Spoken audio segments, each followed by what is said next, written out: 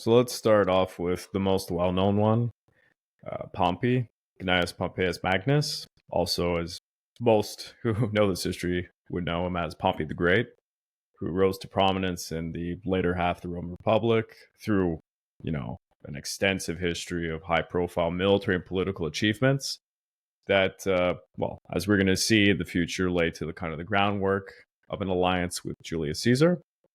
But I want to focus on his career before Julius Caesar's, consulship and such. Like, where did he come from? So his early career and his family's background. Pompey hailed from a patrician, political leaning background, and he had senatorial circles running through a lot of his family, and he aligned himself with the popular through his, military promises and his populist-like policies. He secured powerful patronage networks, leveraging, You mean you mean Salah? yes, Sulla, exactly. His background with Sulla, of course, alongside other senior generals, legacies shifting.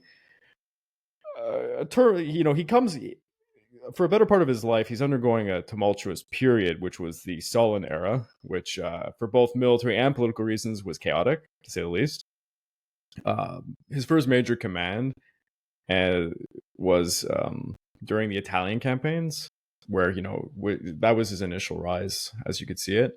And during this, he aligned with the Optimate faction, and he earned something akin to what people would envision as a Caesar-like commander status. He was very popular. He demonstrated decisive leadership in multiple theaters, notably when he was suppressing slave revolts and such, especially in the Mediterranean theater, where he went against the pirates. You mean when he took all the credit from Crassus in the Third Soviet Yeah, War? well, we're gonna get to Crassus, but of course, they all brush shoulders in all of these things. His I would rapid just want to add a little thing is yeah, he learned from his mistakes as well. One of his early yeah, commands was in the Sertorian War mhm, against one of Marius's loyalists, Quintus Sertorius. yeah, And that guy was, I'll even say it's right now, one of the most underappreciated Roman generals. And there was this Battle of Lauron, which is in Valentina, near the city of Sucro today.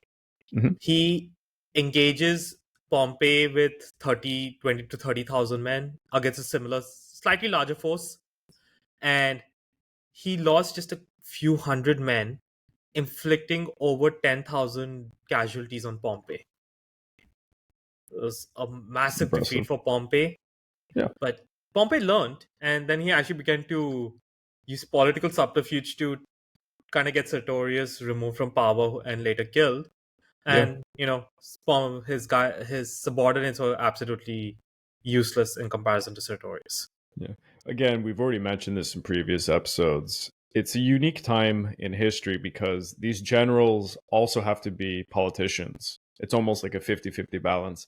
You could argue in World War II, there were key characters who had a similar style, like Eisenhower and stuff. But it was crucial for these guys in the ancient world. They had to both fight in the There political was no arena and militarily. distinction. There was no Yeah, distinction to the masses between a general and politician. It yeah. was practically the same.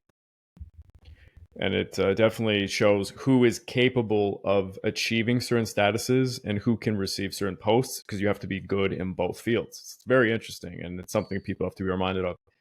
He had other campaigns, of course. He extended Roman influence in the east, places like Syria and such, and he definitely earned himself, in the list of the top commanders that Rome's ever seen. His campaigns consolidated Roman control over, the eastern provinces. He had to coordinate large amounts of forces, as well as oversee, all the provinces and such. He cultivated auctoritas, so personal prestige, through victories by extending, Roman power where he went, expanding his personal client base as well, because you're networking as a general and a politician.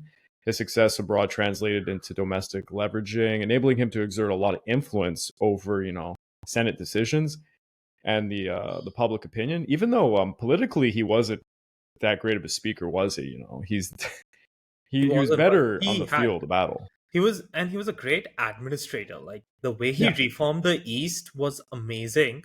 Mm-hmm. It was said that after his organization of the eastern provinces, after his victory at the Third Mithridatic War. The annual state income went up from 200 million to 340 million sesterces, with an additional one-time payment of 480 million. Yeah. And he was loyal. He paid his troops pretty well. Yeah. The forces after the Third Mithridatic War, their bonuses was an amount equal to 16,000 talents, which is a lot. Yeah.